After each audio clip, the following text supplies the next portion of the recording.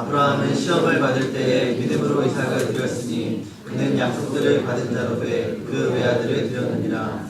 그에게 이미 말씀하시기를 그의 자손이라 칭할 자는 이삭으로 말미암으리라 하셨으니 그가 하나님이 능히 이삭을 죽은 자 가운데서 다시 살리실 줄로 생각하는지라. 이르건대 그를 죽은 자 가운데서 도로 받은 것이니라. 아멘. 네, 오늘은 부활절입니다. 1년에 한 번 예수님의 부활하심을 기념하는 주일로 오늘 모였는데 1년에 한 번 우리가 부활절 예배를 드리지만 사실 우리가 매주일 드리는 예배가 예수님의 부활을 기념하는 그런 예배이기 때문에 사실 우리들은 일주일에 한 번씩 계속 예수님의 부활을 기념하는 것이죠. 유대인들의 안식일은 토요일인데 예수님께서 부활하신 날은 안식 후 첫날 일요일이었기 때문에 초대교회 그리스도인들이 예수님의 부활을 기념하기 위하여서 유대인들의 그 안식일이 아니라 그 안식일 다음 날인 일요일에 모여서 예배를 드린 것이 우리가 드린 예배의 기원이 됩니다. 이렇게 예수님의 그 부활을 기념하는 주일은 당연히 우리가 부활하신 예수님께 감사하고 그리고 기쁨으로 예배를 드리는 것이 마땅한데 여러 가지 일어나는 사건들이 우리가 마냥 또한 즐거워할 수 없는 것만은 또 분명하죠. 여러 가지 또 슬픈 일들이 또 일어났고 또 그것 때문에 사회가 곳곳에 좀 병들어 있다는 것이 또 드러나게 되어서 또 마음 아픈 그런 또 심정으로 우리가 예배를 드리게 되었지만 그런 때일수록 우리가 더 예수님의 그 부활이 우리에게 주는 의미가 무엇인가 하는 것들을 잘 아는 것이 중요하겠습니다. 지금까지 많은 참사들을 겪어왔는데 이번 사건이 우리들에게 있어서 더 큰 아픔이 되는 이유는 희생자들의 대부분이 어린 아이들, 어린 학생들이었기 때문에 그렇죠. 우리 부모님들이라면 자녀를 두고 있는 사람들이라면 자녀가 뜻밖의 사고로 갑자기 생명을 잃었거나 그리고 생사를 알 수 없는 상황 가운데 있다는 것이 얼마나 큰 고통인지 그것을 충분히 공감할 수 있어서 그래서 이번 그 참사를 우리가 더 마음 아프게 여기는 것 같습니다. 자녀들은 우리들에게 있어서 그 무엇과도 바꿀 수 없는 가장 귀한 존재들이죠. 오늘 이 우리가 읽은 히브리서 말씀에 그 우리가 본받아야 될 그 믿음의 증인으로 아브라함이 언급되고 있습니다. 이 아브라함에게도 아들이 있는데 이 이삭이 이 아브라함의 자녀인데요. 아브라함에게 있어서 귀한 아들이겠죠. 그런데 더 귀한 아들이 되는 이유가 무엇이냐 하면 100세가 되어서 아주 어렵게 얻은 아들이기 때문에 아브라함에게 있어서는 참 가장 값지고 그리고 귀한 자신의 아들이었습니다. 어느 날 하나님께서 그 이삭을 제물로 바치라 라고 그렇게 말씀을 하십니다. 만약에 우리에게 하나님께서 너의 그 자녀를 나에게 제물로 바치라 라고 말씀을 하신다면 우리들은 어떻게 하겠습니까? 교회를 안 다니면 그만이지 하나님께 우리의 자녀를 드릴 그럴 사람은 없겠죠. 그런데 여기에서 이 믿음의 이 영웅인 아브라함은 자신의 아들을 기꺼이 하나님께 드리려고 합니다. 이 제단을 쌓을 나무를 이삭에게 짊어주고 그리고 이삭과 함께 모리아산으로 먼 길을 떠납니다. 그리고 모리아산에서 나무로 제단을 쌓아놓고 거기에 이삭을 눕히죠. 그리고 칼을 들어서 정말 이삭을 죽이려고 합니다. 그때 하나님께서 아브라함을 말리시죠. 그리고 네가 나를 경외하는지 이제 알겠다 라고 말씀을 하시고 이삭 대신 하나님께서 수양을 따로 예비하셔서 그 양으로 제사를 드리게 하십니다. 그리고 오늘 히브리서 기자는 우리에게 아브라함의 이 믿음을 본받으라 라고 권면을 하고 있습니다. 아브라함의 이 믿음은 어떤 믿음일까요?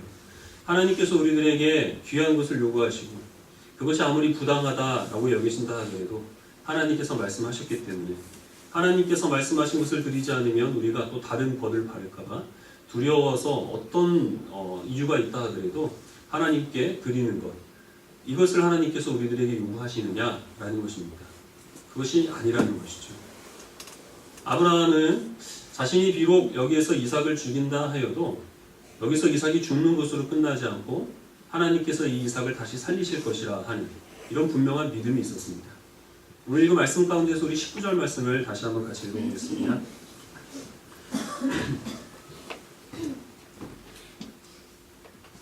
19절 함께 읽겠습니다. 시작. 그가 하나님이 능히 이삭을 죽은 자 가운데서 다시 살리실 줄로 생각한지라 비유컨대 그를 죽은 자 가운데서 도로 받은 것이니라. 왜 이삭을 살리실 것이라고 이 아브라함이 확신을 했을까요? 아브라함은 원래 하나님을 이렇게 잘 믿었던 사람이 아니라 아들을 얻고 싶었는데 얻지 못하여서 여러 가지 수단과 방법을 다 동원하죠. 그러나 하나님께서는 그렇게 해서 얻은 아들을 아브라함의 아들로 인정을 하시지를 않으십니다.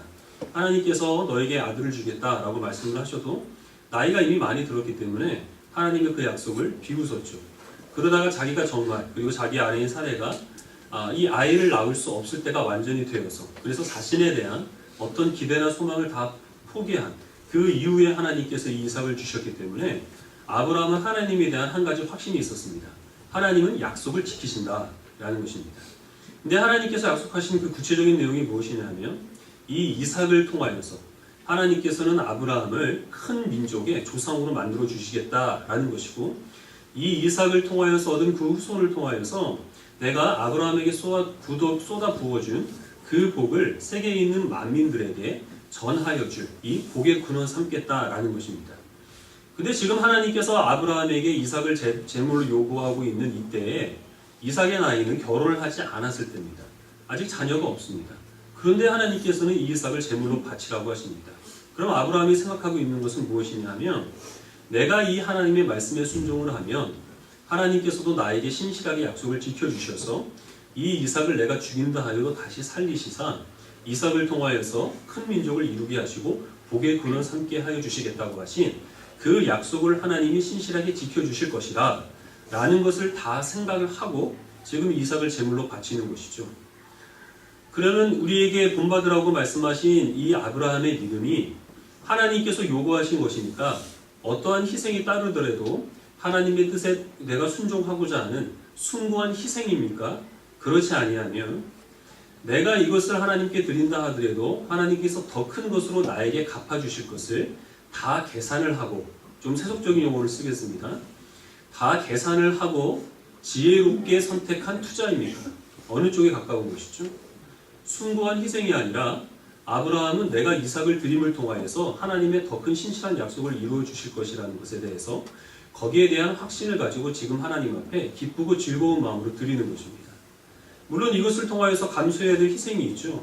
하나님께서 언제 이삭을 살려주실지 알지 못하니까 사랑하는 아들과 잠시 떨어져 있어야 하는 고통이 있습니다.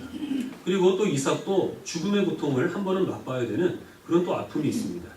그러나 그런 것들을 다 무릅쓰고라도 하나님께서 이루어 주실 그 약속이 훨씬 더 자신에게 복되고 그리고 영광이 되기 때문에 아브라함은 기꺼이 지금 이 이삭을 아무런 주저함 없이 하나님 앞에 제물로 드릴 수가 있었다고 하는 것이죠. 우리들이 신앙생활 하는 부분에 있어서는 상당한 부분이 다 하나님께 드리는 것으로 되어 있죠.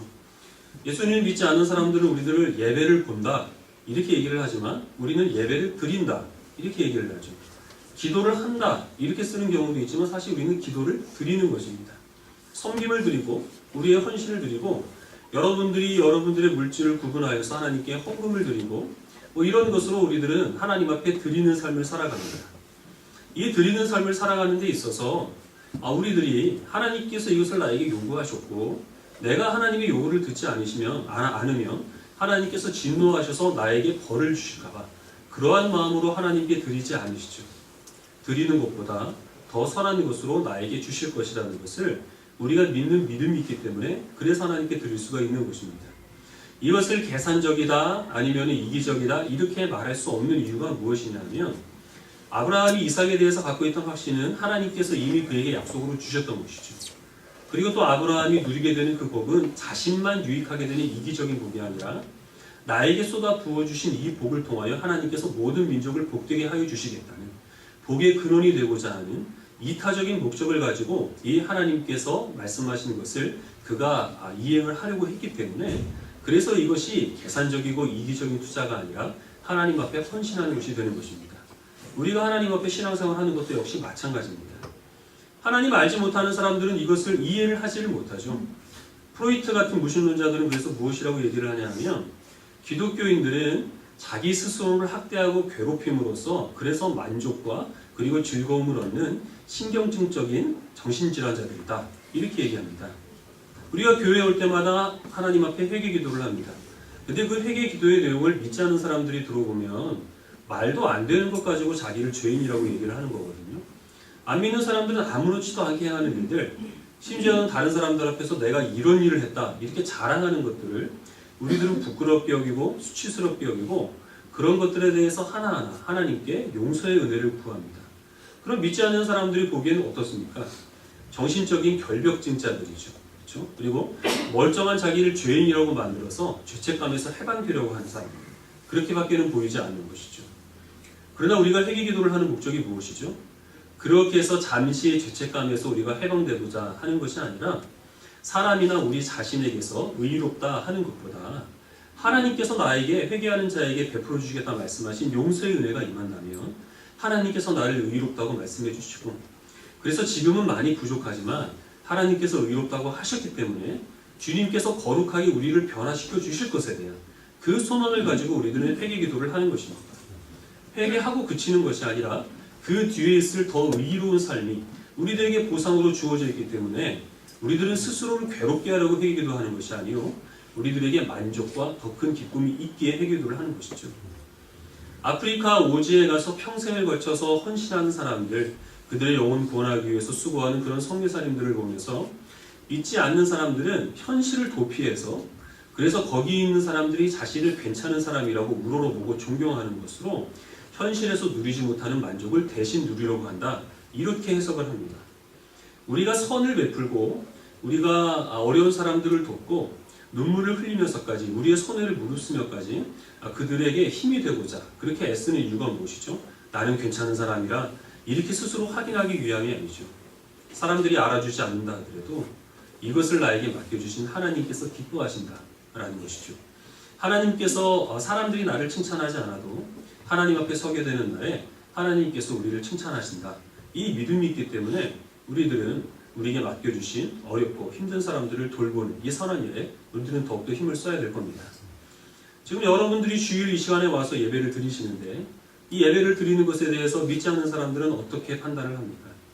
몇 주 전에 말씀드린 것처럼 우리가 1년 내내 빠지지 않고 예배를 드렸다고 해서 지평수가 해마다 바뀌는 건 분명히 아니죠.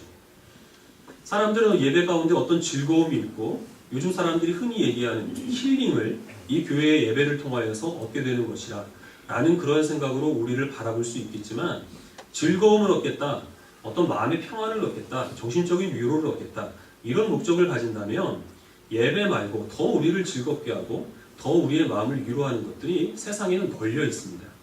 그럼에도 불구하고 우리가 이렇게 시간을 내서 여기에 모여서 예배 드리는 이유가 무엇이 있습니까?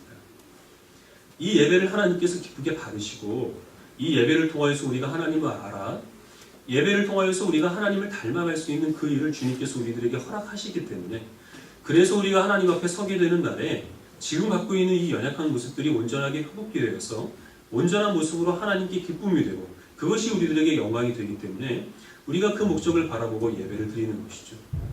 이것을 목적으로 삼지 않고 다만 눈앞에 보이는 이익만을 사람들은 바라보기 때문에 우리 기독교 신앙은 그들은 이해를 하지를 못하는 것이고 우리들을 손해보는 사람들 멍청한 사람들, 바보 취급할 수밖에 없다는 것입니다. 우리 그리스도인들은 그렇기 때문에 다른 어떤 믿음보다 부활신앙이 더 뚜렷하게 우리의 신령 가운데 자리를 잡고 있어야 되겠죠. 여러분들은 부활에 대한 확신이 있으십니까? 우리 고린도전서 15장 말씀을 같이 보겠습니다.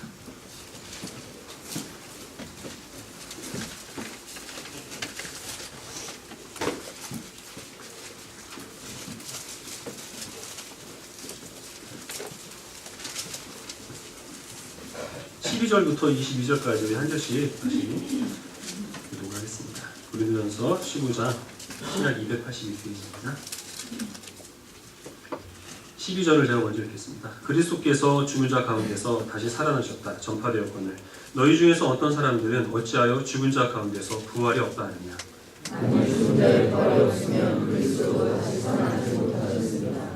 그리스도께서 만일 다시 살아나지 못하셨으면 우리가 전파하는 것도 헛것이요 또 너희의 믿음도 헛것이며 또 우리가 하나님의 거짓 증인으로 발견되리니 우리가 하나님의 그리스도를 다시 살리셨다고 전하였습니다.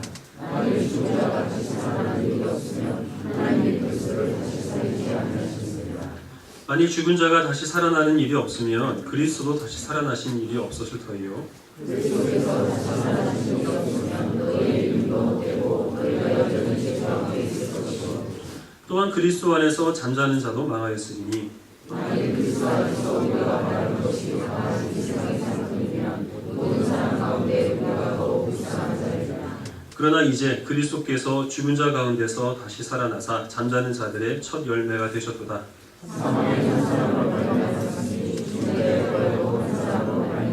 시작했습니다. 아담 안에서 모든 사람이 죽은 것 같이 그리스도 안에서 모든 사람이 삶을 얻으리라. 아멘. 요즘 사람들에게 죽은 사람이 다시 살아났다 뭐 이런 이야기를 하면 그 사람들은 잘 안 믿겠죠. 그것이 당연하겠죠. 그리고 그 이유를 현대인들은 유식하기 때문에 과학이 발달하고 의학이 발달해서 죽은 사람이 살지 다시 살아난다는 것은 있을 수가 없는 일이기 때문에 부활을 믿지 않는다. 부활의 그 이야기를 믿는 것을 2000년 전에 그 예수님 당시에 있었던 미개한 사람들이나 받아들이는 것이다. 그렇게 생각하기 쉬운데 예수님께서 부활하신 그 당시에도 예수님의 그 부활의 소식을 믿은 사람들은 극소수에 불과했고 예수님의 부활을 증거하는 사람들을 그 사람들은 핍박하고 또 괴롭혔습니다. 그것은 있을 수가 없는 이야기들이죠. 그런데 오늘 이 고린도전서 15장에서는 자신이 그리스도인이다, 내가 하나님의 백성이다, 나는 예수님을 믿는다 이렇게 말하는 사람들조차 그 안에서도 이 죽은 자의 부활을 믿지 못하는 사람들이 있었다고 하는 것입니다. 이 사람들은 예수님의 부활을 부인했거나 예수님의 부활은 인정했지만 자신이 죽었어도 다시 살아날 것을 인정하지 않았거나 예수님의 부활도 자신의 죽은 그 부활도 인정하지 않았거나 이런 사람들입니다. 이런 사람들에 대해서 지금 사도 바울이 하는 이야기는 너희가 지금 신앙생활하는 모든 것이 예수 그리스도의 부활과 죽을 너희 몸의 그 부활을 인정하지 않고 하는 신앙생활이라면 너희가 예배를 드리는 것, 너희가 지금 기도하는 것, 너희가 지금 전도하고 선한 일에 힘쓰기 위하여서 구제하고 이 모든 일들이 다 헛된 것이다. 그래도 안 하는 것보단 낫지 않냐? 그것이 아니라 정말 아무것도 아닌 헛된 일이라. 지금 이렇게 이야기를 하고 있는 것입니다. 그럼 이 사람들은 어떠한 마음으로 지금 신앙생활을 하고 있는 것이죠? 자기가 교회에 와서 여호와 하나님께 복을 빌고 그리고 예수님의 이름으로 기도하고 하면 다른 신에게 복을 비는 것보다 더 효과적으로 그리고 더 확실하게 나에게 어떤 현실적인 이익이 있을 것이다. 이 목적을 가지고 신앙생활을 하거나 교회에 와서 예배를 드리니 마음이 편안해지더라 하는 목적을 가지고 신앙생활을 하거나 내가 착하게 살기 위하여서 좀 선하게 살기 위하여서 그래서 어떻게 하면 착하게 사는 것인지를 그것을 배우기 위하여서 도덕적인 가르침을 받기 위하여서 그래서 교회에 왔거나 이것도 저것도 아닌데 다만 친한 사람들이 교회에 있어서 그 친분 때문에 그래서 교회에 나오고 있거나 지금 이런 사람들이죠. 그렇게 해서라도 교회에 나오는 것은 안 나오는 것보다 낫다가 아니라 아예 모든 것들이 다 헛되다라는 것입니다. 왜냐하면 그런 마음으로 어떤 이 세상에 있는 현실적인 그것을 목적과 그리고 대가로 삼아서 신앙생활을 하게 되면 우리가 살아있는 동안에는 이 세상에서는 그 대가와 보상을 받을 수가 없기 때문에 그렇습니다. 우리 오늘 읽은 말씀 가운데 19절 말씀을 우리 다시 한번 같이 읽어볼까요? 19절 같이 한번 읽겠습니다. 시작. 만일 그리스도 안에서 우리가 바라는 것이 다만 이 세상의 상뿐이면 모든 사람 가운데 우리가 더 불쌍한 자이니라. 우리가 바라는 것이 이 세상에서의 삶의 그 보상에 국한된 것이라면 세상에 있는 사람들보다 우리가 더 불쌍한 사람이 됩니다. 교회 안 다니는 사람보다 그래도 다니는 게 좀 낫지 않냐 자꾸만 우리는 항변을 하고 싶은데 바울의 이 표현을 좀 극단적으로 다시 바꿔서 말하면 그런 식으로 신앙생활을 할 바에야 교회를 안 다니는 게 너희들한테 훨씬 유익이다. 지금 바울은 이 이야기를 하고 있는 겁니다. 왜 그러죠? 우리가 신앙인이기 때문에 하지 못하는 것들이 많이 있을 거예요. 저도 목사만 아니면 막 이런 생각을 가지고 하루에도 몇 번씩 부딪히는 문제를 기도로 해결하는 때가 굉장히 많이 있고 그건 여러분들도 마찬가지일 겁니다. 여러분들이 신자가 아니라면 믿지 아니한 사람들이 아무렇지도 않게 해야 될 일들, 할 수 있는 일들을 교회를 다니기 때문에 그래서 삼가하는 것들이 분명히 있을 겁니다. 여기 계신 분들 중에는 아마 교회를 안 다니셨으면 그리스도인이 아니었으면 지금보다 훨씬 더 큰 집에서 훨씬 더 부유하게 살 수 있는 분들도 분명히 있었을 겁니다.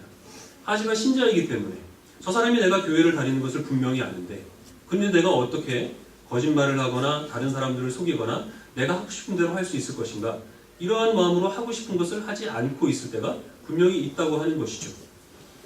그러한 것들에 대한 보상이 내가 이러한 것들을 참고 내가 이것을 하나님께 헌신을 해서 이 세상에서 내가 바라는 모든 것들을 하나님이 그때마다 채워주었으며 그러면 우리는 이 세상에 살아가는 동안 세상에 소망을 두어도 결코 손해보는 인생이 아닐 텐데 하나님은 결코 우리가 하나님께 드리는 그 모든 헌신들한 대가를 살아있는 동안에 우리들에게 주시지 않는다는 것입니다.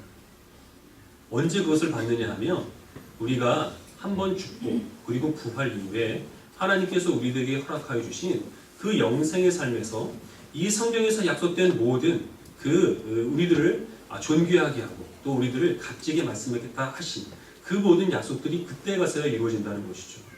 물론 우리들은 이 세상을 살아가는 동안에 기도하며 하나님께서 그 기도를 우리들에게 응답해 주시고 필요한 모든 것들을 다 채워주십니다.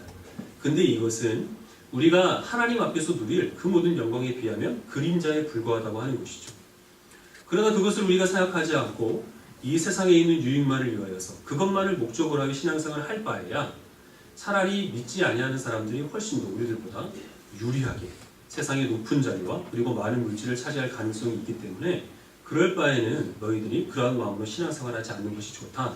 부활신앙이 없는 바에야 모든 것이 다 부활신앙이 없으면 모든 것이 다 헛되다고 그렇게 우리들에게 증거를 하고 있는 것입니다. 이번 주에 있었던 그 일들에 대해서 여러분들이 갖고 있는 그 믿음으로 어떻게 이것을 잘 받아들이시고 또 소화를 하셨는지 잘 모르겠습니다. 참 난감하죠. 설명하기 어렵고 또 우리 자신도 이해하기가 어려운 일입니다. 그러나 몇 가지는 분명히 정리를 할 수 있습니다. 하나님께서 그 많은 사람들이 탄 배를 뒤집으셨습니까? 결코 아니죠.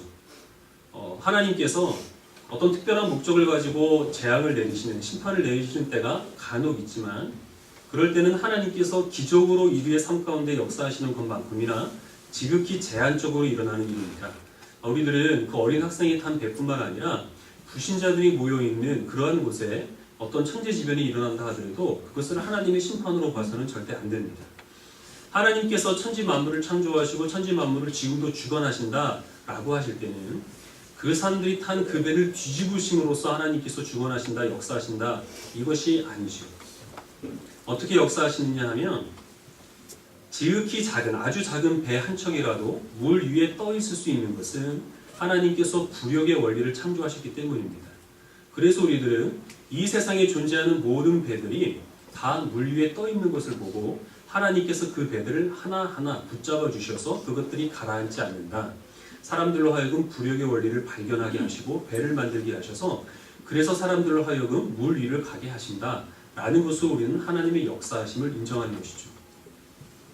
우리가 궁금하게 여겨야 될 것은 이것입니다. 죄가 그 배를 뒤집어서 많은 사람들을 슬픔 가운데 몰아넣으셨는데 왜 하나님께서는 기적을 행하셔서 그 가라앉은 배를 떠오르게 하지 않으셨는가? 우리는 그 문제에 대해서는 궁금하게 여기실 수 있습니다. 그리고 그 답은 저도 모릅니다.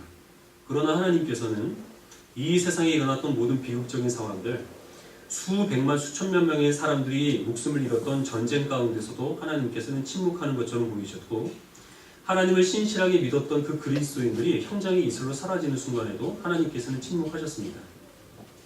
그러나 그 상황 가운데서 하나님은 침묵하시는 것처럼 보였지만 결과적으로 그런 비극적인 일들이 마무리되고 그리고 수습되고 그 일들이 회복되는 과정 가운데서 하나님께서는 이 땅에 그리스도인들을 세우셨고 교회를 세우셨고 교회를 통하여서 많은 선한 일들을 행하셨기 때문에 그래서 이 비극적인 사건을 통하여서도 하나님께서는 반드시 우리는 그 결과를 모르지만 하나님의 선한 섭리를 이루어 주실 것이라는 그 소망 하나만큼은 우리가 가질 수가 있는 것이죠. 이 일이 너무나 갑작스럽게 그리고 집중적으로 그 상황 가운데 일어나서 우리들은 다 놀라지만 사실 우리들은 인식하지 못하고 있을 뿐이지 세상은 너무나 비극적이고 그리고 슬픈 일도 가득 차 있습니다. 가장 우리가 인생을 살아가면서 맛보게 되는 큰 비극은 무엇이겠습니까? 제가 생각하기는 아마 전쟁일 겁니다. 우리는 전쟁을 겪어보질 못해서 그것이 얼마나 큰 비극인지를 알지 못하지만 전쟁을 다루는 영화나 아니면 책을 보면 전쟁만큼 사람을 황폐화시키는 것은 없죠. 캄보디아에서 있었던 그 킬링필드 사건을 보면 자식들을 세뇌를 시켜서 부모를 직접 자기 손으로 처형을 하게 만듭니다. 그거는 인간의 어떤 그 말로 형용할 수 없는 큰 비극이죠. 전쟁 다음으로 우리를 힘들게 만드는 것은 천재지변일 겁니다. 전쟁이라든지 아니면 태풍이라든지 그것은 한 번에 수백 명이 아니라 수천 수만 명의 목숨을 한순간에 앗아가고 누구를 탓할 수도 없고 누구를 비난할 수도 없고 어떻게 막을 수도 없기 때문에 그것만큼 슬픈 일은 없겠죠. 그리고 이제 일어나는 일들이 이런 큰 사건들 그리고 또 어떤 질병들 그런 것들이 우리를 힘들게 하는 일일 겁니다. 그런데 1, 2차 세계대전 때 전쟁으로 목숨을 잃은 사람들보다 자동차가 발명된 이후에 교통사고로 죽은 사람의 수가 몇 배나 더 많다는 것이죠.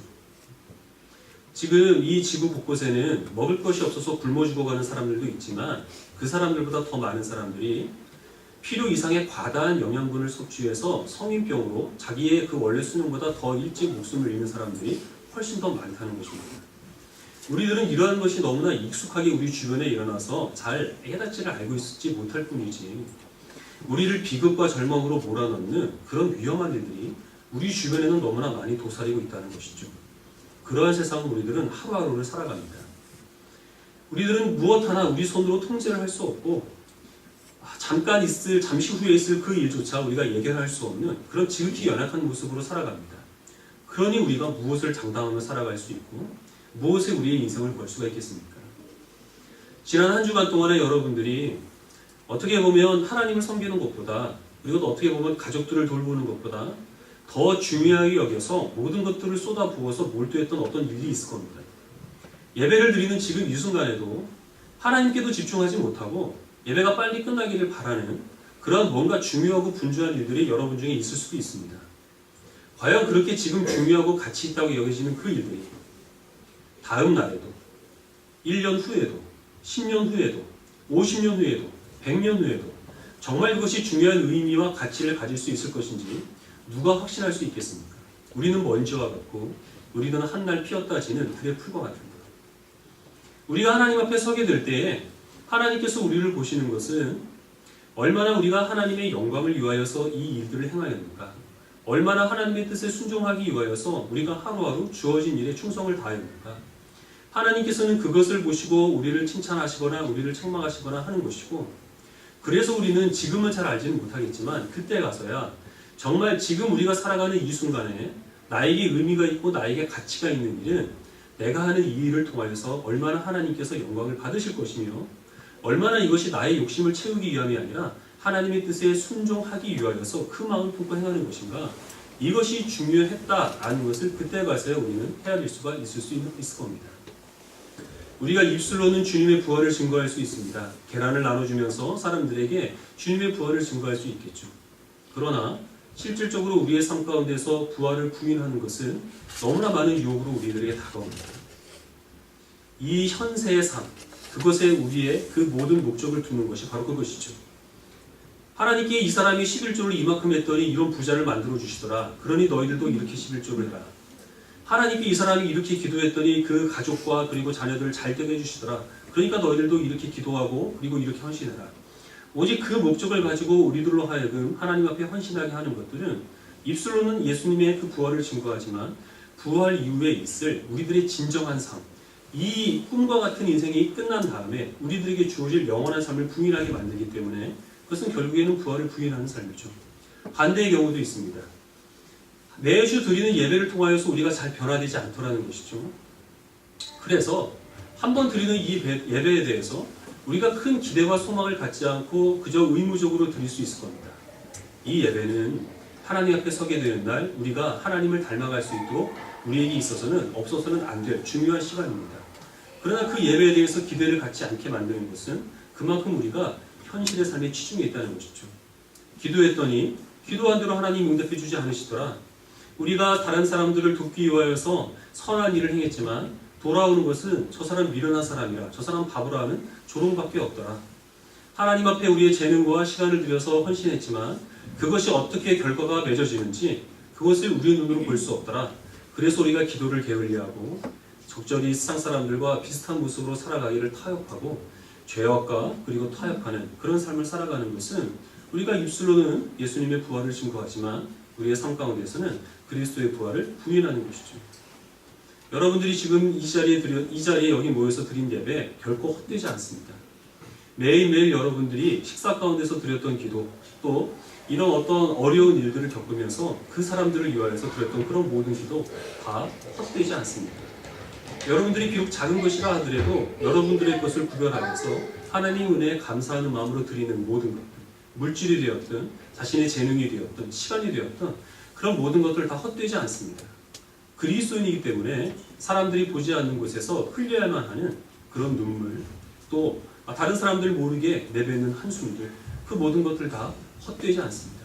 하나님께서 다 보시고 주님께서 갚으실 줄 압니다. 그 하나님에 대한 소망을 가지시고 주님께서 맡겨주신 우리의 허락하신 그 일들, 우리들이 살아가는 동안에 그것이 우리들에게 어떤 보상과 대가를 내가 원하는 대로 주어지지 않는다 하더라도 하나님께서 받으신다는 그 믿음을 가지시고 열심히 주님께서 허락하신 그 일들을 기쁜 마음으로 감당할 수 있는 복된 주의 백성들이 되시기를 간절히 소원합니다.